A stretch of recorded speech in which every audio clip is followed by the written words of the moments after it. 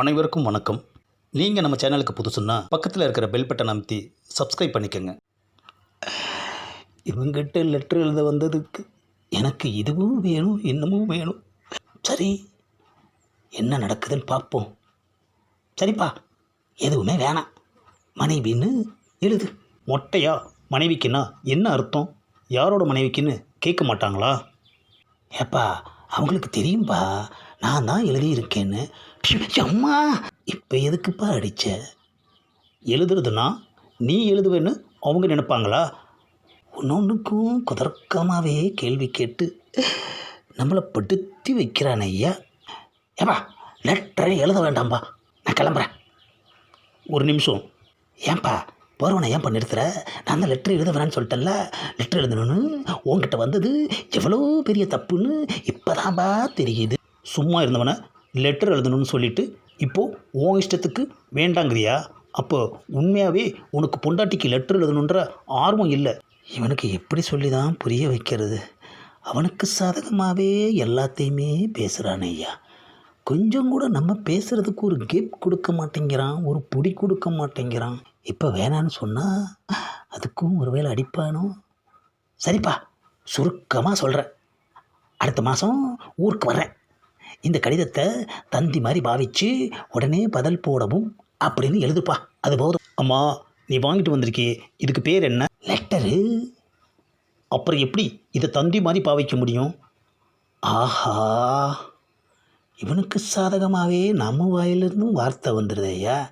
ஏப்பா, அப்படி எழுதுனாதான்ப்பா சீக்கிரமாக பதில் வரும். பயங்கரமாக என்ன நீ டென்ஷன் படுத்துகிற. உனக்கு ஒரு பொண்டாட்டி, அதுக்கு ஒரு லெட்டரு, அதை எழுதுறதுக்கு நான் ஒரு ஆள், அதில் அன்புள்ள அப்படின்னு ஒரு அல்வா, தந்தின்னு ஒரு கப்ஸா. எதுக்கு இதெல்லாம்? ஆஹா, லெட்டரை சுக்குநூறாக கிழிக்கிறானையா. ஏன்பா லெட்டரை கிழிக்கிற? ஆஹா, முழுசாக கிழிச்சு நம்ம தலையிலேயே போட்டுட்டான் ஐயா. இனிமே பொண்டாட்டிக்கு லெட்டர் எழுதணும்னு இங்கே வந்த தொலைச்சிடுவேன். முதல்ல இடத்த காலி பண்ணு. ரொம்ப நாளைக்கு அப்புறம் பொண்டாட்டிக்கு லெட்டர் எழுதலாம்னு நினச்சேன். அதுக்கு இவங்கிட்டையா வந்து மாட்டணும். A few moments later.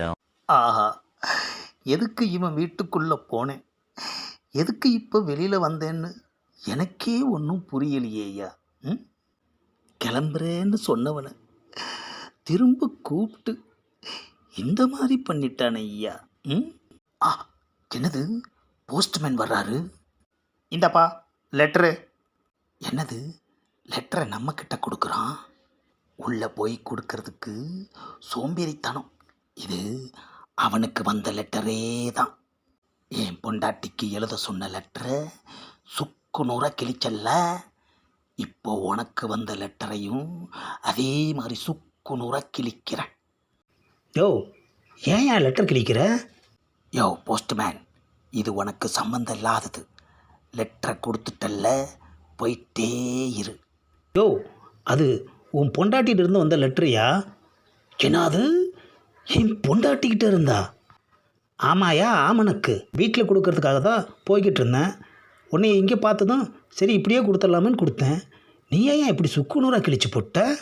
ஆஹா, அவன் வீட்டு வாசலில் வச்சு லெட்டரை கொடுத்ததுனால அவனுக்கு வந்ததுன்னு நினச்சி நம்ம பொண்டாட்டிகிட்டேருந்து வந்து லெட்டரை படிக்காமலேயே கிழிச்சிட்டேன் ஐயா.